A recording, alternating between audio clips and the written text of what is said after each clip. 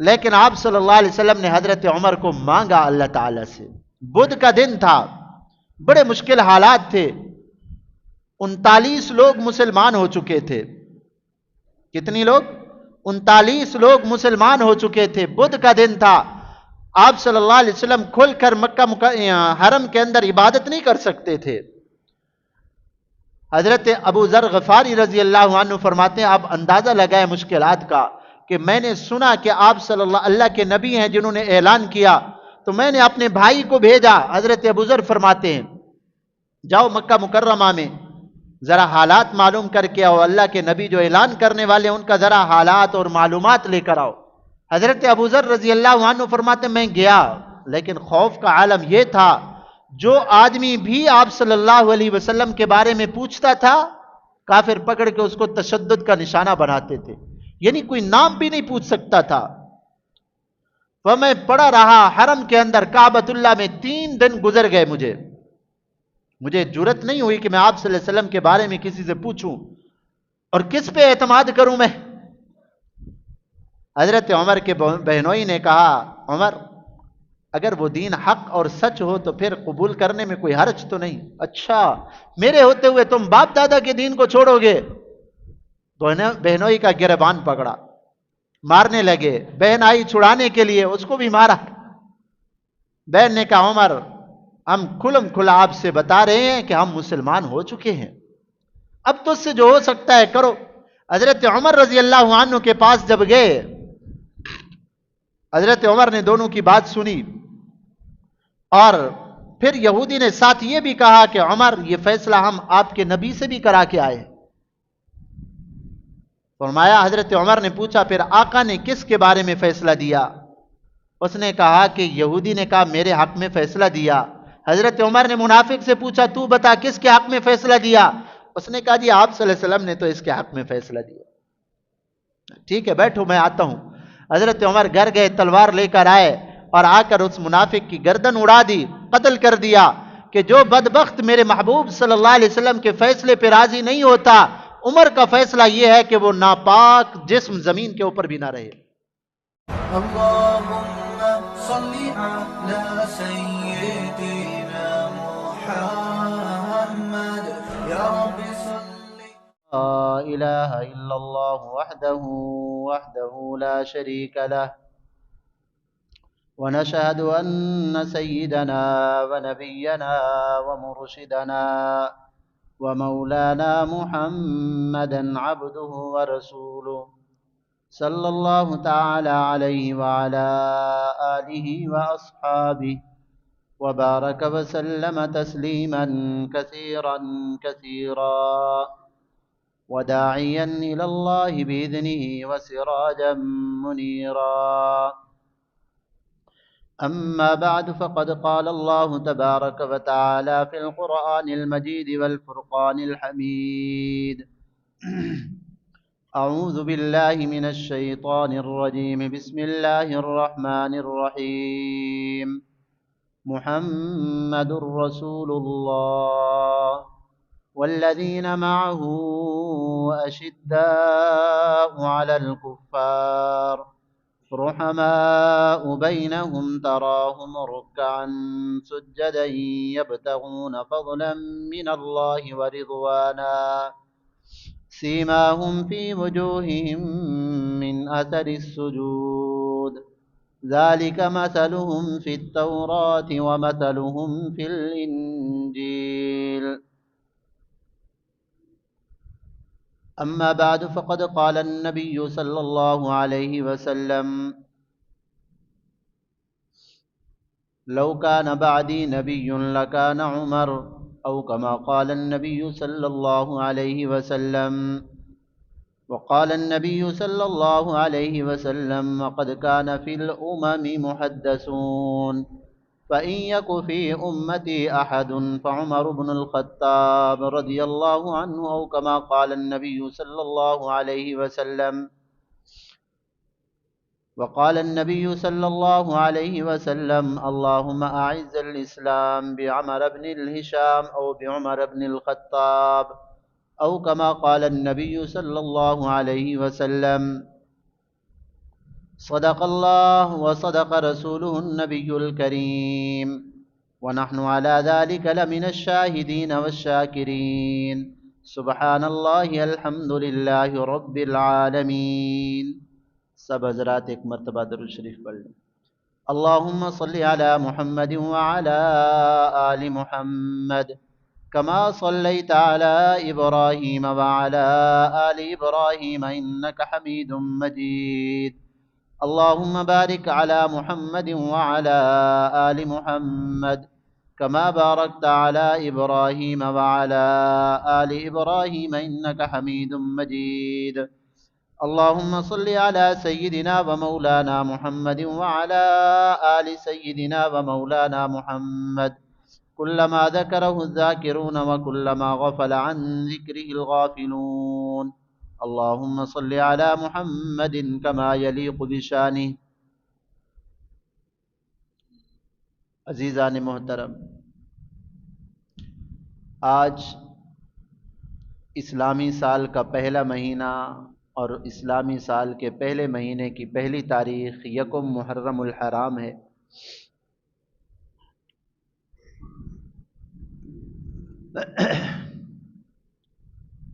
بہت یہ عظمت اور فضیلت والا مہینہ ہے محرم الحرام. لیکن افسوس کی بات یہ ہے کہ عیسائیوں کا جو مہینہ اور سال شروع ہوتا ہے وہ خوش ہوتے ہیں اور ان کو اپنے سال کی ابتدا کا بھی پتہ ہوتا ہے کہ ہمارا سال کون سے مہینے سے شروع ہوتا ہے. افسوس یہ ہے کہ ہم مسلمان اپنی تاریخ کو بھول گئے. اکثر مسلمانوں کو علم ہی نہیں ہوتا کہ ہمارا اسلامی سال کون سے مہینے سے شروع ہوتا ہے اور کب شروع ہوتا ہے اور اسلامی مہینے ہیں کون سے.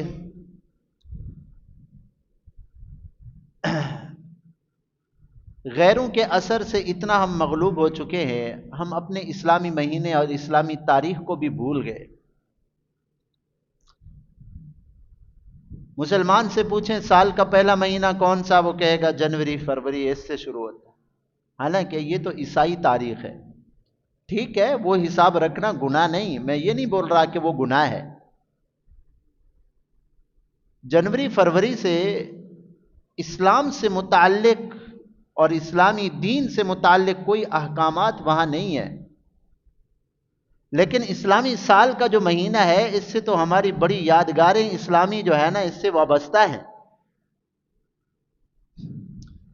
یہ محرم الحرام کا مہینہ ہم مسلمانوں کے نزدیک جو ہوتا ہے، محرم شروع ہو جائے تو آدمی پریشان ہو جاتا ہے. یار محرم مصیبتوں کا، بلاؤں کا، تکلیفوں کا مہینہ، خوشی غمی ساری ختم.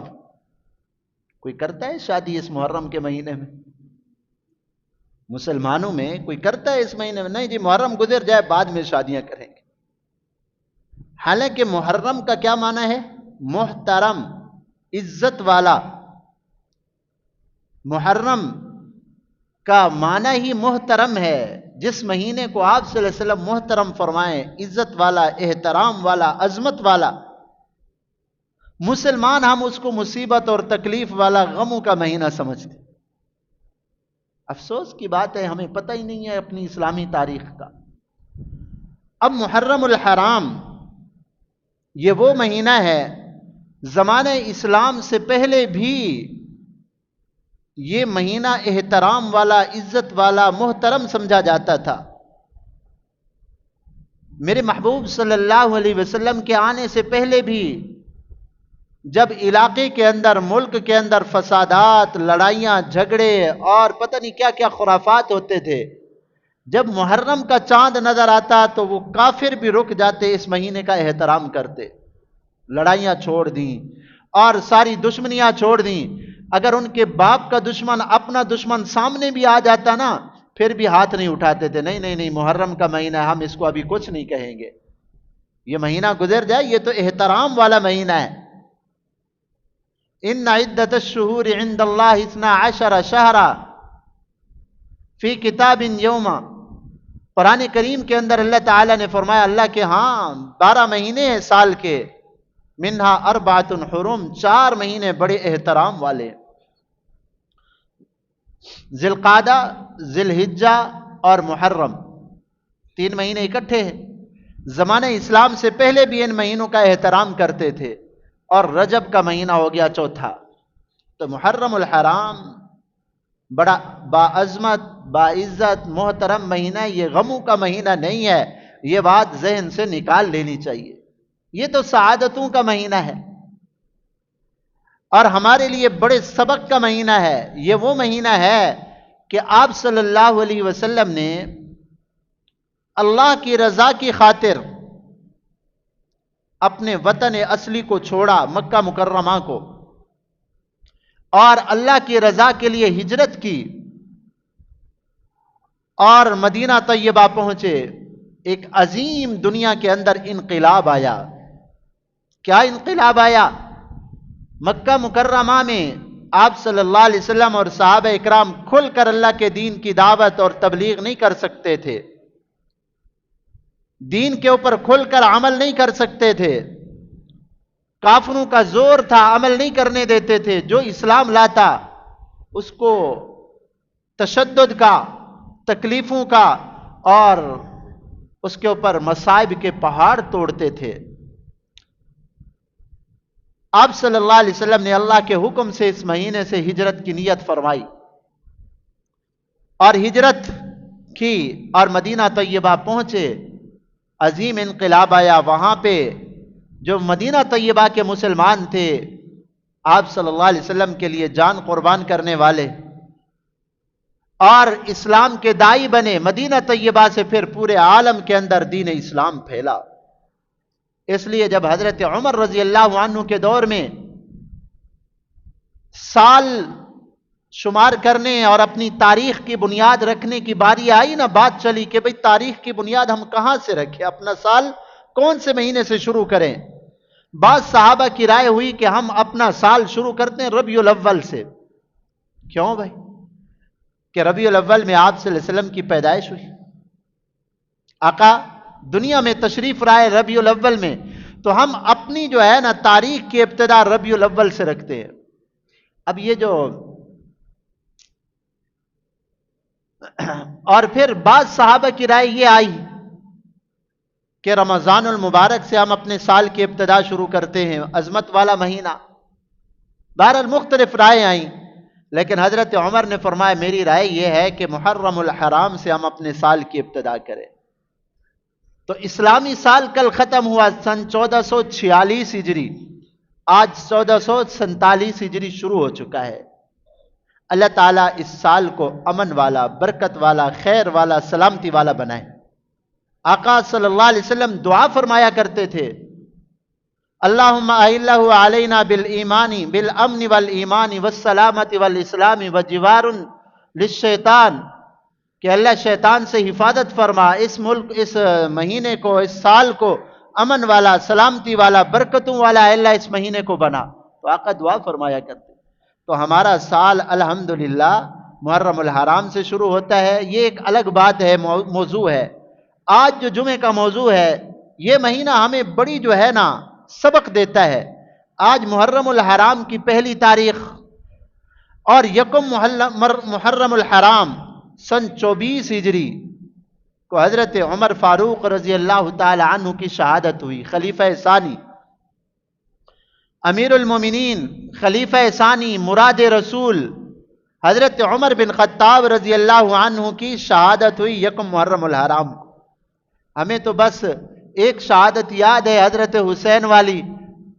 حالانکہ اسلامی سال کا کوئی دن ایسا نہیں جس دن میں مسلمانوں نے اللہ کے دین کے لیے قربانیاں نہ دی ہوں۔ تو یکم محرم الحرام حضرت عمر فاروق رضی اللہ عنہ کی شہادت کا دن، حملہ ہوا 26 ذی الحجہ کو۔ حضرت عمر فاروق رضی اللہ عنہ پہ حملہ ہوا 26 ذی الحجہ کو، اور یکم محرم الحرام کو حضرت عمر فاروق رضی اللہ عنہ کی شہادت ہوئی۔ حضرت عمر فاروق کوئی معمولی آدمی نہیں۔ علماء نے لکھا ہے جتنی بھی صحابہ اکرام تشریف لائے نا، جتنی بھی صحابہ نے ایمان قبول کیا، ایمان سے پہلے تو خیر صحابہ نہیں، لیکن جب ایمان قبول کر لیا اس وجہ سے میں عرض کر رہا ہوں، وہ خود آئے اسلام کے لیے، لیکن آپ صلی اللہ علیہ وسلم نے حضرت عمر کو مانگا اللہ تعالی سے۔ بدھ کا دن تھا، بڑے مشکل حالات تھے، 39 لوگ مسلمان ہو چکے تھے۔ کتنی لوگ؟ 39 لوگ مسلمان ہو چکے تھے۔ بدھ کا دن تھا، آپ صلی اللہ علیہ وسلم کھل کر حرم کے اندر عبادت نہیں کر سکتے تھے۔ حضرت ابو ذر غفاری رضی اللہ عنہ فرماتے ہیں آپ اندازہ لگائیں مشکلات کا، کہ میں نے سنا کہ آپ صلی اللہ کے نبی ہیں جنہوں نے اعلان کیا، تو میں نے اپنے بھائی کو بھیجا۔ حضرت ابو ذر فرماتے ہیں جاؤ مکہ مکرمہ میں ذرا حالات معلوم کر کے آؤ، اللہ کے نبی جو اعلان کرنے والے ان کا ذرا حالات اور معلومات لے کر آؤ۔ اور میرا بھائی گیا، کچھ دنوں کے بعد آیا تو کہنے لگا جی بعض لوگ ان کو شاعر کہتے ہیں، بعض جو ہے نا جادوگر کہتے ہیں، بعض کیا کیا کہتے ہیں، بعض ان کو اللہ کا نبی بھی کہتے ہیں۔ میں نے کہا تو نے تو کوئی کام کی چیز نہیں لائی خبر، کہا میں خود جاتا ہوں۔ حضرت ابو ذر رضی اللہ عنہ فرماتے میں گیا، لیکن خوف کا عالم یہ تھا جو آدمی بھی آپ صلی اللہ علیہ وسلم کے بارے میں پوچھتا تھا کافر پکڑ کے اس کو تشدد کا نشانہ بناتے تھے، یعنی کوئی نام بھی نہیں پوچھ سکتا تھا۔ تو میں پڑا رہا حرم کے اندر کعبۃ اللہ میں، 3 دن گزر گئے، مجھے جرت نہیں ہوئی کہ میں آپ صلی اللہ علیہ وسلم کے بارے میں کسی سے پوچھوں، اور کس پہ اعتماد کروں میں۔ فرمایا حضرت علی رضی اللہ تعالیٰ عنہ 3 دن سے مجھے دیکھتے رہے کہ ایک مسافر آیا ہوا ہے، کہیں جاتا نہیں، روزانہ ہی کعبۃ اللہ میں حرم کے اندر ہے۔ تو 3 دن تک حضرت علی مجھے دیکھتے رہے، اور تیسرے دن مجھے کہا مجھے لگتا ہے آپ مسافر ہو، کہیں سے آئے ہو؟ میں نے کہا ہاں جی میں مسافر ہوں۔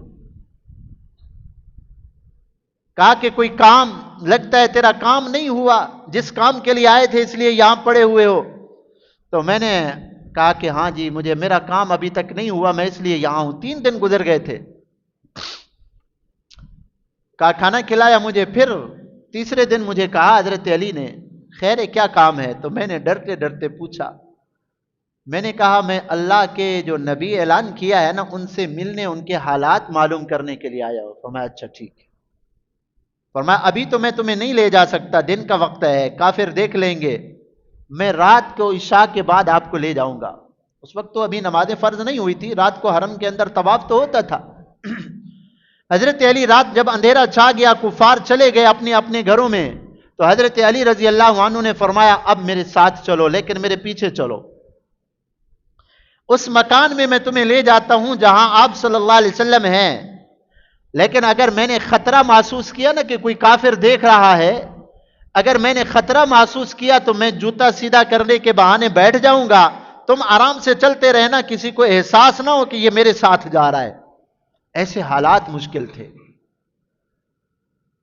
فرمایا کہ حضرت علی رضی اللہ عنہ مجھے لے گئے دار ارقم کے اندر، آپ صلی اللہ علیہ وسلم وہاں تھے، اور وہاں جا کے میری سب سے پہلی ملاقات ہوئی آپ صلی اللہ علیہ وسلم سے۔ تو عرض کرنے کا مطلب یہ ہے کہ ایسے مشکل حالات تھے کہ مسلمان اپنے اسلام کا اظہار بھی نہیں کر سکتے تھے۔ آپ صلی اللہ علیہ وسلم نے بدھ کے دن دعا مانگی، اللہم اعز الاسلام بعمر ابن الہشام او بعمر ابن الخطاب، اے اللہ عمر بن ہشام کے ذریعے اسلام کو طاقت اور قوت اور عزت عطا فرما، یا پھر عمر بن خطاب، ان 2 آدمیوں میں سے جو تیری نظر کے اندر بہتر ہو، اللہ اس کو اسلام کا غلام بنا کر اسلام کے اندر داخل فرما کر اسلام کو ترقی عطا فرما۔ اب کافر منصوبے بنا رہے، بھائی اسلام پھیل رہا ہے، اس کو ختم کرنا چاہیے، بڑا لمبا واقعہ ہے۔ سب نے کہا کہ جب تک آپ صلی اللہ علیہ وسلم ہیں تو اسلام تو پھیلتا رہے گا۔ اب ہم نے کلمہ پڑھنے والوں کے اوپر بھی تشدد کر کے دیکھ لیا، کلمہ کوئی چھوڑتا نہیں ہے، اس لیے آپ صلی اللہ علیہ وسلم کو کون قتل کرے گا؟ حضرت عمر ایسے بہادر تھے، پورے مکہ کے اندر کسی کو جرت نہیں ہوئی یہ کام کرنے کی۔ حضرت عمر نے کہا میں خود کرتا ہوں۔ جمعہ کا دن تھا، صبح کے وقت چلے، بہرحال بہنوئی کے گھر گئے، وہاں اللہ نے ان کو قرآن سنایا، طٰہٰ کی تلاوت ہو رہی تھی، سورہ طٰہٰ کی، بہن اور بہنوئی پڑھ رہے تھے، حضرت خباب ان کو پڑھا رہے تھے۔ کہا کہ کیا کر رہے ہو؟ انہوں نے کہا بس ویسے باتیں کر رہے ہیں۔ نہیں نہیں باتیں نہیں کر رہے ہیں، میں نے سنا تم جو ہے صابی ہو گئے ہو۔ صابی کہتے ہیں اپنے دین کو جو بدل دے۔ حضرت عمر کے بہنوئی نے کہا عمر اگر وہ دین حق اور سچ ہو تو پھر قبول کرنے میں کوئی حرج تو نہیں۔ اچھا میرے ہوتے ہوئے تم باپ دادا کے دین کو چھوڑو گے؟ بہنوئی کا گریبان پکڑا، مارنے لگے۔ بہن آئی چھڑانے کے لیے، اس کو بھی مارا۔ بہن نے کہا عمر ہم کھلم کھلا آپ سے بتا رہے ہیں کہ ہم مسلمان ہو چکے ہیں، اب تو اس سے جو ہو سکتا ہے کرو۔ اب اللہ نے دل کی کایا پلٹ دی۔ بعض لوگ ایسے ہوتے ہیں، کوئی ایسی بات کرتے ہیں دل میں اتر جاتی۔ کہا چلو مجھے دکھاؤ تو صحیح کیا پڑھ رہے تھے؟ انہوں نے کہا نہیں نہیں آپ ابھی تک کفر کی حالت کے اندر ہیں۔ پھر غسل کرایا اور پھر جو ہے نا وہ قرآن کی آیات طٰہٰ ما انزلنا علیک القرآن لتشقى الا تذکرۃ لمن یخشی تنزیلا ممن خلق الارض والسماوات العلی الرحمن علی العرش استوى۔ قرآن کی آیات پڑھی، کہا مجھے کلمہ پڑھا۔ حضرت خباب چھپ گئے تھے، نکل آئے، کہا عمر مبارک ہو۔ آپ صلی اللہ علیہ وسلم نے دعا مانگی تھی بدھ والے دن، اور جمعے والے دن حضرت عمر اسلام کے اندر داخل ہوئے، کلمہ پڑھ لیا۔ جب حضرت عمر نے کلمہ پڑھا، آقا نے دعا مانگی تھی نا کہ اللہ اسلام کو غلبہ اور قوت عطا فرما عمر بن خطاب کے ذریعے یا عمر بن ہشام کے ذریعے۔ عمر بن ہشام ابو جہل کا نام تھا۔ ابو جہل تو آپ صلی اللہ علیہ وسلم نے ان کا نام رکھا نا، ورنہ اس کا اپنا نام عمر بن ہشام تھا۔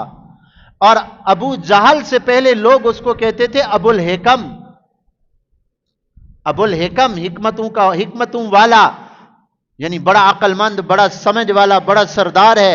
آپ صلی اللہ علیہ وسلم نے فرمایا ابو الحکم نہیں، سمجھدار نہیں ہے، جو اللہ کے سامنے نہ جھکے وہ سمجھدار نہیں، وہ تو پاگل ہے، ابو جہل ہے۔ فرمایا یہ تو جہالت والا ہے۔ ہر جگہ ابو کا معنی باپ نہیں ہوتا۔ ابو تراب حضرت علی رضی اللہ عنہ کو آپ صلی اللہ علیہ وسلم نے فرمایا، مسجد نبوی میں سوئے ہوئے تھے مٹی کے اوپر، فرمایا قم یا ابا تراب، ابو تراب کھڑے ہو جاؤ۔ مٹی لگی ہوئی تھی نا حضرت علی کے جسم پر۔ تو ابو کا معنی ہر جگہ پہ باپ نہیں ہوتا۔ ابو جہل کا معنی جہالت والا، سر سے لے کر پاؤں تک جہالت ہی جہالت بھری ہوئی۔ بہرحال حضرت عمر جب اسلام لائے اور کعبۃ اللہ میں نماز پڑھنے کا جو ہے نا کے لیے آئے، تو حضرت عمر نے اعلان کیا جس کافر نے اپنے بچوں کو یتیم کرانا ہو، بیوی کو بیوہ کرانا ہو، وہ سن لے آج عمر مسلمان ہو چکے، آ جائے مقابلے کے لیے۔ 40ویں نمبر پہ مسلمان ہوئے، 40ویں نمبر پہ حضرت عمر۔ الحمدللہ وہ جو رکاوٹ تھی کعبۃ اللہ میں نماز پڑھنے کی، اللہ نے وہ رکاوٹ ختم کر دی۔ اور ہر موقع کے اوپر حضرت عمر رضی اللہ تعالی عنہ آگے آگے۔ آپ صلی اللہ علیہ وسلم نے فرمایا قد کان فی الامم محدثون فإن یک فی امتی احد فعمر بن الخطاب۔ وما پہلی امتوں کے اندر کچھ لوگ ایسے ہوتے تھے جن سے اللہ باتیں کرتے تھے، جن کے دلوں میں اللہ القاء کیا کرتے تھے۔ اگر میری امت کے اندر ہیں ایسا آدمی جس سے اللہ باتیں کرے، اللہ جن کے دل کے اندر القاء فرمائے، فرمایا وہ عمر بن خطاب رضی اللہ تعالی عنہ ہیں۔ تقریباً قرآن میں 22 مقامات ہیں، حضرت عمر نے رائے دی، اللہ نے قرآن نازل فرما دیا اسی کے موافق۔ تو حضرت عمر فرمایا کرتے تھے اللہ کے قرآن کے موافق میری رائے ہو گئی، یعنی جو اللہ کا حکم ازل سے تھا میرے دل میں بھی اللہ نے وہی بات ڈالی کہ میری رائے ان کے موافق ہو گئی۔ دیکھو بات کرنے کا انداز، یہ نہیں کہ اللہ کا قرآن حضرت عمر کی رائے کے مطابق ان کی مرضی کے مطابق اترا، نہ اللہ کے حکم کے اندر، اللہ کے جو ہے علم کے اندر جو ازل میں احکامات تھے، حضرت عمر کی رائے اس کے موافق ہو گئی۔ حضرت عمر رضی اللہ تعالی عنہ نے عرض کیا محبوب مسلمان مرد عورتیں اکٹھے رہتے ہیں، عمر کی غیرت گوارا نہیں کرتی کہ مرد عورتیں اکٹھے رہیں، اب مسلمان عورتوں کو حکم دے کہ وہ پردہ کرے۔ آقا نے فرمایا عمر اللہ کا حکم نہ آئے تو میں کیسے پردہ دے سکتا ہوں، پردے کا حکم دے سکتا ہوں؟ اللہ کا حکم نہیں آیا۔ قرآن کی آیت نازل ہوئی یا ایھا النبی قل لازواجک وبناتک ونساء المؤمنین یدنین علیہن من جلابیبہن۔ میرے محبوب قل لازواجک و بناتک و نساء المؤمنین، اپنی ازواج مطہرات، اپنی بیٹیوں کو اور تمام مسلمان عورتوں سے فرما دیجئے یدنین علیہن من جلابیبہن، یہ جلابیب بڑی چادر کو کہتے ہیں کہ جب یہ باہر جایا کرے تو اپنے اوپر بڑی چادریں اوڑھ کے جایا کریں، پردہ کر کے جایا کریں۔ پردہ ملا حضرت عمر رضی اللہ عنہ کی وجہ سے۔ اللہ کا پہلے ازل کے اندر تو فیصلہ تھا کہ پردے کے حکم نازل ہوگا، لیکن حضرت عمر نے خواہش ظاہر کی، اللہ نے اس وقت قرآن نازل فرمایا۔ ایک یہودی منافق، ایک کھلم کھلا کافر تھا یہودی، اور ایک منافق کا جھگڑا ہو گیا، آپ صلی اللہ علیہ وسلم سے فیصلہ کرانے گئے۔ آپ صلی اللہ علیہ وسلم نے دیکھا تو حق یہودی کا بنتا تھا، آقا نے یہودی کے مطابق فیصلہ دے دیا۔ تو منافق جو ظاہراً کلمہ پڑھنے والا تھا وہ اس فیصلے پہ راضی نہیں ہوا، وہ اس فیصلے پہ کہ اس کے خلاف تھا۔ اس نے سوچا حضرت عمر کافروں کے بارے میں بڑے سخت ہے، چلو حضرت عمر سے فیصلہ کراتے ہیں۔ یہودی نے کہا اگر تو اپنے پیغمبر کے فیصلے پہ راضی نہیں، کوئی مسئلہ نہیں ہے، میں حضرت عمر کے پاس بھی جاتا ہوں۔ حضرت عمر رضی اللہ عنہ کے پاس جب گئے، حضرت عمر نے دونوں کی بات سنی، اور پھر یہودی نے ساتھ یہ بھی کہا کہ عمر یہ فیصلہ ہم آپ کے نبی سے بھی کرا کے آئے۔ فرمایا حضرت عمر نے پوچھا پھر آقا نے کس کے بارے میں فیصلہ دیا؟ اس نے کہا کہ یہودی نے کہا میرے حق میں فیصلہ دیا۔ حضرت عمر نے منافق سے پوچھا تو بتا کس کے حق میں فیصلہ دیا؟ اس نے کہا جی آپ صلی اللہ علیہ وسلم نے تو اس کے حق میں فیصلہ دیا۔ ٹھیک ہے بیٹھو میں آتا ہوں۔ حضرت عمر گھر گئے، تلوار لے کر آئے اور آ کر اس منافق کی گردن اڑا دی، قتل کر دیا کہ جو بدبخت میرے محبوب صلی اللہ علیہ وسلم کے فیصلے پہ راضی نہیں ہوتا، عمر کا فیصلہ یہ ہے کہ وہ ناپاک جسم زمین کے اوپر بھی نہ رہے۔ منافقین نے بڑا شور مچایا، حضرت عمر نے ایک مسلمان کو قتل کیا، قصاصاً حضرت عمر کو قتل ہونا چاہیے۔ اللہ تعالی نے قرآن کی آیات نازل فرمائی، الم تر الی الذین یزعمون انہم آمنوا الم تر الی الذین یزعمون انہم آمنوا بما انزل الیک، قرآن کی آیت ہے یہ، تقریباً 5ویں پارے کے اندر ہے، وَيُرِيدُونَ أَن يَتَحَاكَمُوا إِلَى الطَّاغُوتِ فَقَدْ أُمِرُوا أَن يَكْفُرُوا بِهِ۔ محبوب الم تر الی الذین، ان لوگوں کی طرف آپ نے نہیں دیکھا جو شیطان کی طرف فیصلہ لے جانے کے لیے گئے۔ ہاں جب یہودی نے کہا کہ فیصلہ آپ صلی اللہ علیہ وسلم کے پاس لے جائے تو منافق نے کہا نہیں، یہودیوں کا سردار تھا کعب بن اشرف، اس کے پاس فیصلہ کرانے جاتے ہیں۔ تو یہودی نے شرم دلائی، میں تمہارے پیغمبر کے پاس فیصلہ لے جانے کے لیے کہتا ہوں، تم یہودی کے پاس جانا چاہتے ہو۔ تو اللہ تعالیٰ نے یہ آیت نازل فرمائی کہ منافق تو شیطان کے پاس، کعب بن اشرف کے پاس جو ہے نا فیصلہ لے جانے کے لیے مصر تھا، اور یہودی آپ صلی اللہ علیہ وسلم کے پاس۔ وَقَدْ أُمِرُوا أَن يَكْفُرُوا بِهِ، حالانکہ حکم یہ ہوا ہے کہ مسلمان اپنے فیصلے کافروں سے نہ کرائیں، کافر کو کیا پتہ دین کا فیصلہ کیا ہوتا ہے۔ اور فرمایا حضرت عمر نے حق کیا، سچ کیا ہے۔ تو حضرت عمر حق اور باطل کے درمیان فرق، فاروق کا معنی آقا نے لقب دیا نا کہ حق اور باطل کے درمیان واضح فرق کرنے والے حضرت عمر فاروق رضی اللہ عنہ۔ تو جو آقا کے فیصلے کے اوپر راضی نہیں ہوتا، اللہ تعالیٰ نے یہ آیت بھی نازل فرمائی، فَلَا وَرَبِّكَ لَا يُؤْمِنُونَ حَتَّى يُحَكِّمُوكَ فِي مَا شَجَرَ بَيْنَهُمْ۔ محبوب یہ آدمی مسلمان ہی نہیں ہو سکتے جو آپ کے فیصلوں پہ راضی نہیں ہوتے، جو قرآن کا فیصلہ نہیں مانتا، جو قرآن کا فیصلہ نہیں مانتا، کہتے نہیں نہیں ہمیں قرآن کا فیصلہ نہیں چاہیے، وہ آدمی مسلمان ہی نہیں ہے، وہ آدمی مسلمان ہی نہیں ہے، وہ کافر ہے اور وہ منافق ہے۔ اللہ معاف فرمائے، یہاں بڑے دکھ سے کہنا پڑتا ہے، بڑے دکھ سے۔ آج آپ لوگ چاہتے ہو اسلامی نظام، کہ ہمارے ملک میں اسلامی قرآن کا نظام نافذ ہو، قرآن و سنت کے مطابق ہماری عدالتیں فیصلہ کریں، اور یہ ملک بنا ہی اسی لیے تھا کہ یہ قرآن و سنت کے مطابق ہم جو ہے نا ملک کو چلائیں گے۔ لیکن اللہ معاف فرمائے، اللہ معاف فرمائے، جب یہ بات آتی ہے کہ قرآن و سنت کا جو ہے نا قوانین ہونے چاہیے، اور قرآن و سنت کا فیصلہ ہونا چاہیے، اور قرآن و سنت کے مطابق ہمارا نظام چلنا چاہیے، اور جو مقتدر طاقتیں ہیں ان کو پسینے آنا شروع ہو جاتے ہیں. نہیں نہیں نہیں, قرآن کا جو ہے نا جی قانون شروع ہو جائے گا تو ہاتھ کٹیں گے. بھائی کس کا کٹے گا ہاتھ؟ ہاتھ کس کا کٹے گا؟ ہمارے جیسے لوگوں کا نہیں. چوروں کا ہاتھ کٹے گا نا. چور کو سزا ملنی چاہیے نہیں ملنی چاہیے؟ ہاں, 70 سال ہو گئے, اللہ معاف فرمائے, سود کا نظام چل رہا ہے. سود کے نظام کو ختم نہیں کر سکے. آپ اعلی عدالتوں کے اندر, آپ اسمبلیوں کے اندر اگر بے دین لوگوں کو بٹھائیں گے تو کبھی بھی اس ملک کے اندر قرآن کا قانون نہیں آئے گا. وہ کب چاہیں گے کہ قرآن کا جو ہے نا قانون ہے؟ ابھی حال ہی کے اندر 1-2 ہفتے ہوئے ہیں قانون سازی ہوئی ہے, وہ یہ کہ 18 سال سے کم عمر بچوں کا نکاح نہیں ہو سکتا. 18 سال سے کم عمر بچوں کا نکاح نہیں ہو سکتا.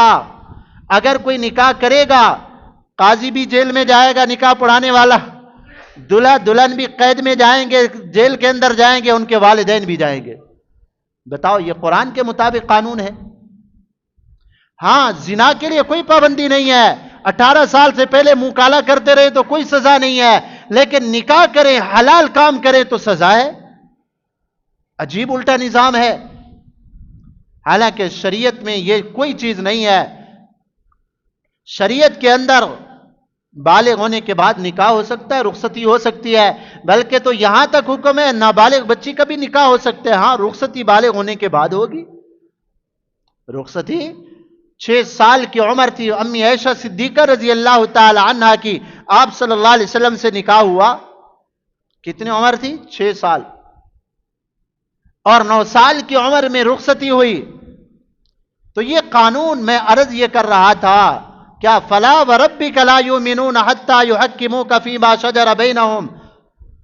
محبوب, قرآن و سنت کے مطابق فیصلے کے اوپر, آپ صلی اللہ علیہ وسلم کے فیصلے کے اوپر کوئی راضی نہیں ہوتا تو اللہ تعالیٰ نے فرمایا وہ مومن ہو ہی نہیں سکتے, وہ کافر ہیں. تو ہم صرف دنیا کے اندر کھانا کھانے کے لیے, اپنی روزی کمانے کے لیے, بچے پیدا کرنے کے لیے تو نہیں آئے نا. مسلمان کی یہ ذمہ داری تو صرف نہیں ہے. مسلمان کی ذمہ داری یہ ہے بلغوا عنی ولو آیا, اللہ کا یہ دین دنیا کے اندر غالب کرے, پھیلائے. یہ مسلمان کی ذمہ داری ہے. الا کلکم راع وکلکم مسئول عن رعیتہ. تم میں سے ہر آدمی نگران ہے, کل قیامت کے دن اللہ اس کے بارے میں پوچھیں گے دین کے لیے کیا خدمات کر کے آئے ہو تم. تو اگر ہم ایسے بے دین لوگوں کو اپنے سروں کے اوپر بٹھائیں گے, ان کو اسمبلیوں کے اندر پہنچائیں گے, تو میرے بھائی جو دین ہمارے اندر ہے یہ بھی نکال کے لے جا رہے ہیں. تو حضرت عمر رضی اللہ عنہ وہ ہے جن کی رائے کے موافق اللہ رب العزت نے قرآن کی تقریباً 22 آیات نازل فرمائی ہیں. اور حضرت عمر رضی اللہ تعالی عنہ کا دور بڑا سنہری دور تھا. عدل انصاف, 22 لاکھ مربع میل کے اوپر حضرت عمر رضی اللہ عنہ نے اسلام کے پرچم کو لہرایا. قیصر و کسریٰ جیسے آج کل کے خنزیر, امریکہ, برطانیہ, روس, فرانس, یہ آج کے خنزیر ہیں, جیسے طاقتور ملک کہتے ہیں نا جن کو, اس وقت کی یہ طاقتیں قیصر و کسریٰ تھیں. حضرت عمر رضی اللہ تعالی عنہ نے ان کے غرور کو خاک کے اندر ملایا. قیصریت ختم, رومیوں کی سلطنت ختم, اور ایران اور کسریٰ کی سلطنت بھی ختم. حضرت عمر رضی اللہ عنہ کے قدموں کے اندر ان کے تاج لائے گئے.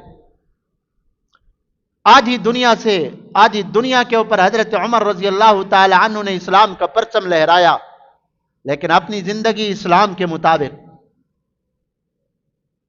سادگی کے مطابق. فرمایا لوگوں کی ضروریات کا اتنا خیال تھا حضرت عمر رضی اللہ عنہ کو, فرمایا اگر فرات دریا کے اوپر کتا بھی پیاسا مرے گا تو عمر سے اس کا حساب ہوگا. کتا کیوں پیاسا مرا ہے؟ جانور کے بھی احساس تھا, احساس جانور کا. آج ہمارے حکمرانوں کو کتنا بڑا احساس ہے, اگر کوئی مسلمان سورج سے دھوپ لے رہا ہے تو کیوں مفت کی لے رہا ہے, ٹیکس کیوں نہ لگائیں اس کے اوپر. یہ سولر ہے نا, اس کے اوپر بھی تو ٹیکس لگا ہے نا. मुफ्त की धूप जो है मुसलमान ले रहा है तो क्यों ले रहा है? पानी के ऊपर टैक्स, हर चीज के ऊपर टैक्स। बेदीनों को अपने सरों के ऊपर बिठाओगे तो हमारा खून चूसेंगे। और जो हुक्मरान तबका है उनकी तनख्वाहें कितनी है? 600% इजाफा। उनकी बिजली भी फ्री, उनकी जो है ना मेडिकल भी फ्री, उनका किचन का खर्च भी फ्री, उनकी सब चीज, पेट्रोल भी फ्री। फिर ये 11-11 लाख 20-20 लाख तनख्वाहें किस चीज की ले रहे हैं? तो इस्लामी हुकूमत और जो आजकल की कुफरिया जमहूरियत है उसमें यही फर्क है। तो हम आंखें खोल के जिंदगी गुजारें, आंखें बंद करके जिंदगी नहीं गुजारें। तो हजरत उमर रजी अल्लाह ताला अन्हु इतना ख्याल करते थे अपनी रियाया का। रात को चक्कर लगा रहे हैं, एक जगह से जो है ना खैमा लगा हुआ है, वहां से कुछ कराहने की आवाज आ रही है। हजरत उमर गए, एक आदमी बाहर बैठा है बड़ा परेशान। कहा भाई खैर है? सलाम किया। क्यों परेशान बैठे हो? उसने कहा जाओ, तुम कौन हो मुझसे पूछने वाले? परेशान हूं तो मैं हूं, तुम क्यों पूछ रहे हो? जाओ जाओ अपना काम करो। उसने कहा भाई, हजरत उमर ने फरमाया भाई कोई बताओ तो सही क्यों परेशान हो? आखिर भाई भाई को बताता है, हो सकता है मैं तेरी परेशानी में कुछ काम आऊं। उसने कहा हम मुसाफिर लोग हैं, दूर से आए हैं, और जो है मेरी बीवी जो है विलादत का वक्त है और कोई नहीं है साथ, मुसाफिर अकेले मियां बीवी हैं हम, विलादत का वक्त है, बच्चे की विलादत का वक्त है, परेशान हूं, अकेला आदमी मैं क्या करूं, मर्द हूं। तो मैं अच्छा बैठो। हजरत उमर गए, अपनी बीवी को लाए। हजरत अली रजी अल्लाह अन्हु की बेटी उम्मे कुलसूम थी, हजरत फातिमा तो ज़हरा की बेटी, हजरत अली की बेटी उम्मे कुलसूम हजरत उमर बिन खत्ताब के निकाह में थी। कहा कि अल्लाह ने बड़ा मौका दिया नेकी कमाने का, एक ऐसा मुसाफिर है कोई नहीं है उसकी खिदमत करने वाला, आप चलोगी? उन्होंने कहा बिल्कुल चलेंगे। और जो जरूरियात थी उस वक्त, जो जरूरी चीजें होती हैं वो लाए और अपनी बीवी को लाए। हजरत उमर रजी अल्लाह अन्हु ने अपनी बीवी को खेमे में भेज दिया, खुद उस बद्दू के साथ जो बाहर से आया देहाती था उसके साथ बैठ के बातें करने लगे ताकि उसका गम हल्का हो। यह है इंसानियत का एहसास, इंसानियत का यह एहसास। अब अल्लाह ने बेटा अता फरमाया तो अंदर से आवाज आई, अमीर अल मोमिनीन अपने भाई को खुशखबरी दे दो, अल्लाह ने बेटा दिया। जब अंदर से आवाज आई ना अमीर अल मोमिनीन, वो बेचारा देहाती कांपने लगा कि मैं किससे खिदमत ले रहा हूं? अमीर अल मोमिनीन से, जिससे कैसर और किसरा लर्जा तरसा थे, डर रहे थे, वो अमीर अल मोमिनीन मेरी खिदमत कर रहा है। ये सआदत है, अल्लाह किसी इंसान की खिदमत करने की तौफीक अता फरमा दे, ये सआदत है। तो हजरत उमर ने फरमाया भाई डरने की क्या बात है, मैं आप लोगों का खादिम ही तो हूं। तो ये थे हजरत उमर रजी अल्लाह अन्हु। और हजरत उमर रजी अल्लाह ताला अन्हु का दौर बड़ा सुनहरी था। हजरत उमर रजी अल्लाह ताला अन्हु ने 36,000 शहर फतह किए, 36,000 शहर फतह किए हजरत उमर ने अपने दौर के अंदर। और ऐसा निजाम था, हजारों मील दूर इस्लामी लश्कर लड़ रहा होता था, हिदायत हजरत उमर दे रहे होते थे, राब्ता होता था कि अब जंग का नक्शा ये है, हजरत उमर की हिदायत होती थी, लश्कर को इस तरफ ले जाओ, यहां से हमला करना है, हिदायत हजरत उमर दे रहे थे। और अपने जमाना के अंदर हजरत उमर बिन खत्ताब रजी अल्लाह अन्हु ने 900 मस्जिदें वो बनवाई जिनके अंदर जुमा होता था, जामा मस्जिद 900, और 4,000 मसाजिद दूसरी बनवाई, और आइम्मा मुकर्रर फरमाए इमाम, और उनका वजीफा सरकारी खजाने से होता था। जब तक इस्लामी हुकूमतें थी ना, तो जितनी भी आइम्मा कराम दीनी काम करने वाले मदारिस मसाजिद उलमा होते थे, जब तक इस्लामी हुकूमतें रही हैं इनके वज़ाइफ हुकूमत अदा किया करती थी, और ये लोग बड़े इत्मीनान से दीन का काम कर रहे होते थे और दीन फैल रहा होता था। जब से मनहूस कदम अंग्रेज के लगे हैं, अंग्रेज के मनहूस कदम जब लगे हैं और इस्लामी खिलाफत को खत्म किया गया है, अब उसके बाद ये सारा निजाम दरम बरम हो गया मुसलमानों का। आज आइम्मा इकराम का कोई पुरसा हाल नहीं होता। सारी जिंदगी एक इमाम जो है ना ایک علاقے میں کام کرتا ہے، آخر کے اندر اس کا جنازہ بھی کرائے والے گھر میں اٹھتا ہے۔ تو حضرت عمر رضی اللہ عنہ سمجھ رہے تھے کہ امام اور مسجد کی آبادی امام کو خوشحال رکھنے کے اندر ہے، ان کی ضروریات پوری ہوں گی، وہ دل جمی کے ساتھ دین کا کام کریں گے۔ یہ نظام حضرت عمر نے شروع فرمایا تھا۔ بہرحال اور بھی بہت سے کارنامے حضرت عمر بن خطاب کے، اور یہودی اور کافر یہ کہاں برداشت کرتے ہیں کہ دین اسلام پھیلے۔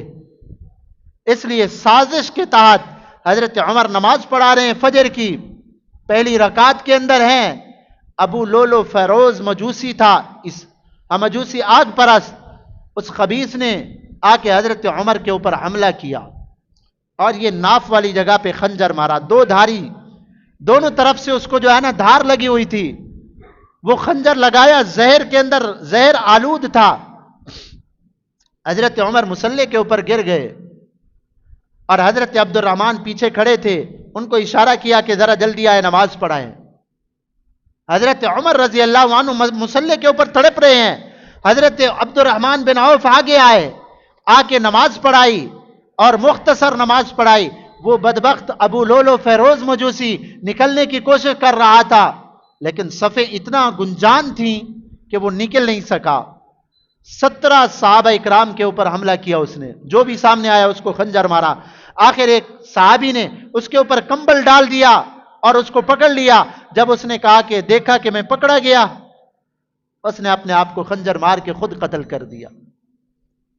تو حضرت عمر رضی اللہ تعالی عنہ کا دور اور ان کی زندگی ہمارے لیے نمونہ ہے، اور مسلمان کی یہ زندگی ذمہ داری ہے کہ مسلمان جیے تو اسلام کے لیے، مرے تو اسلام کے لیے مرے۔ اور اسلام کا پہلا مہینہ، پہلا دن ہمیں سبق دیتا ہے، اگر زندگی اللہ کے راستے کے اوپر قربان کر گئے جیسے حضرت عمر نے قربان کیا ہے تو کامیابی ہے۔ آج بھی حضرت عمر کا نام زندہ ہے۔ آقا نے فرمایا عمر میرا تو وہ ہے جس راستے سے عمر آ رہے ہوں شیطان بھی وہ راستہ چھوڑ دیتا ہے، شیطان کو بھی جرت نہیں ہوتی اس راستے کے اوپر چلنے کی۔ ایسے حضرت عمر تھے۔ اللہ تعالی ہمیں بھی صحابہ اکرام کے نقش قدم کے اوپر چلنے کی توفیق عطا فرمائے۔ نماز کے بعد ریلی ارباب کی دکان سے جائے گی، ٹنڈو باغوں کے اندر ایک بہت بڑا جلوس ہے، مدح صحابہ جلوس، حضرت مولانا عبداللہ سندھی صاحب قیادت فرمائیں گے، تو سب ساتھیوں کو اطلاع دی جاتی ہے۔